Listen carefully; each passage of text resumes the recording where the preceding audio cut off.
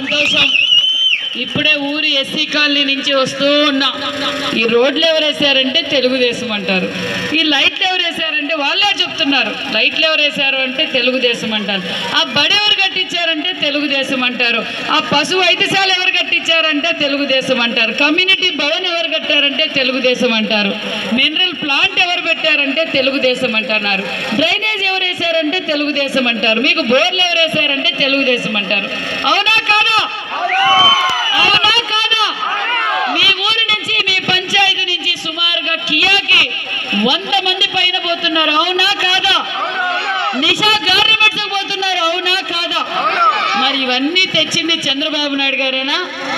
తెలుగుదేశం పార్టీలో ఆయన ఆధ్వర్యంలో మన నిమ్మల కిష్టప్ప గారు, పార్థసారథి గారు ఇలా తెలుగుదేశం పార్టీలో అభివృద్ధి చేశారు.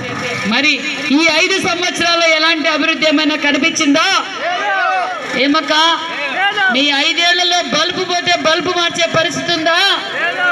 మరి కొత్తగా లక్షలు పెట్టి అందరూ మినరల్ వాటర్ తాగాలి, ఆరోగ్యంగా ఉండాలి అని చెప్పి మన చంద్రన్న మినరల్ ప్లాంట్ పెట్టి అన్ని లక్షలు పెడితే దాన్ని సర్వీసింగ్ చేసేకి చేతగాక 2 నెలల కింద ఎన్నికలు వస్తున్నాయని చెప్పి ఆ మినరల్ ప్లాంట్ రెడీ చేశారా లేదా మీరే చెప్పండి. 4 ఏళ్ళుగా ప్రజల ఆరోగ్యంతో పని లేదు. ఇక్కడున్న వైసీపీ నాయకులకు ఇప్పుడు ప్రేమ పుట్టుకొని ఎన్నికల సమయంలో కాదన్నా చేసింది మనం, కాదలేనా చేసింది మనం, పెట్టింది మనం, కానీ అది రిపేర్లో ఉంది, దాన్ని సర్వీసింగ్ చేపించాలా. 4 ఏళ్ల నుంచి చేపిలేదు, 2 నెలలు అయింది అది పని చేయబట్టి. అవునా కాదా అమ్మా? అది ఎలక్షన్లు దగ్గరకు వచ్చినాయి కాబట్టి దాన్ని రెడీ చేశారు. చేతనైతే మరి దాన్ని ఎందుకు రెడీ చేయలేదు? అది ఎందుకు రెడీ చేయలేదు? అది ఎందుకు చేయలేదు? జగన్ అంటే అది, చంద్రన్ అంటే అది, అభివృద్ధి అంటే అది, అవినీతి అంటే అది. బిల్లులు దోచుకొని దాన్ని అభివృద్ధి చేయలేదు. చంద్రన్న బాబు సామాన్యమైన ప్రజలు బాగుండాలి, మినరల్ ప్లాంట్ లో నీళ్లు తాగాలన్నది చంద్రబాబు నాయుడు గారి ఆలోచన, తెలుగుదేశం పార్టీ ఆలోచన. కాబట్టి మీకు ఎక్కువగా చెప్పే పని లేదు. సూపర్ 6 గురించి కూడా కళాకారులు చెప్పారు.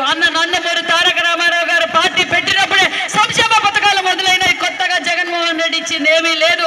మీ దగ్గర నుంచి దోచుకున్నాడు. ఎలా దోచుకున్నాడమ్మా చెప్పండి. ఇప్పుడు కనిపిస్తున్న ఇసుక కనపడదు. మళ్ళీ ఈ 5 సంవత్సరాల్లో తెలుగుదేశం పార్టీ నాయకులు కార్యకర్తలు పోరాటం చేసి ఒక్క సంచి ఇసుకడు కూడా పోకుండా కాపాడామంటే అది తెలుగుదేశం పార్టీ. ఒక్కసారి కళ్యాణదుర్గంలో అడుగుపోండి, ఇసుక కనిపించడం లేదు. అంతా బెంగళూరుకు దోచేసినారు. ఇసుక దోచేస్తే మనకు గ్రౌండ్ వాటర్ నీళ్లు తగ్గిపోతాయి.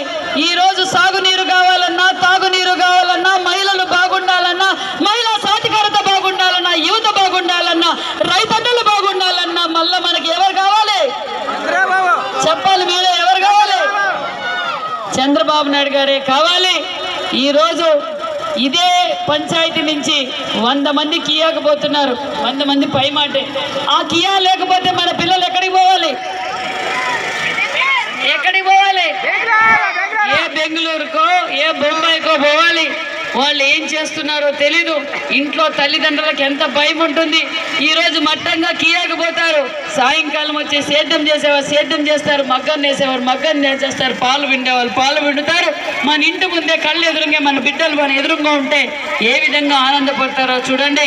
అంతేకాదు నిషా గార్మెంట్స్, ఆ రోజు చంద్రబాబు నాయుడు గారు ఇక్కడ మహిళలకు ఉపాధి కావాలి, మహిళలు బాగుండాలని వాళ్ళని పిలిపించి వాళ్ళకి సబ్సిడీలు ఇచ్చి వాళ్ళ ఫ్యాక్టరీ పెట్టడానికి అనుమతులు ఇచ్చి ఆ రోజు గార్మెంట్స్ పెట్టారు.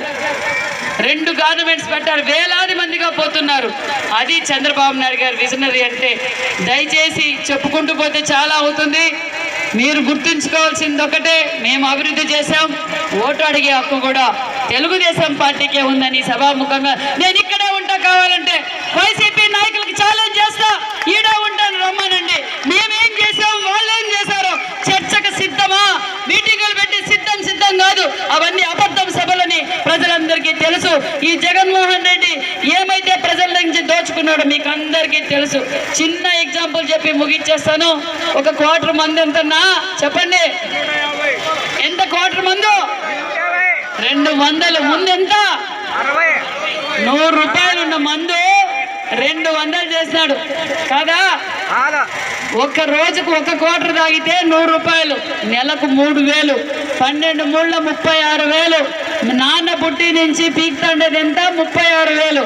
అమ్మఒడి ఇస్తాండేది ఎంత?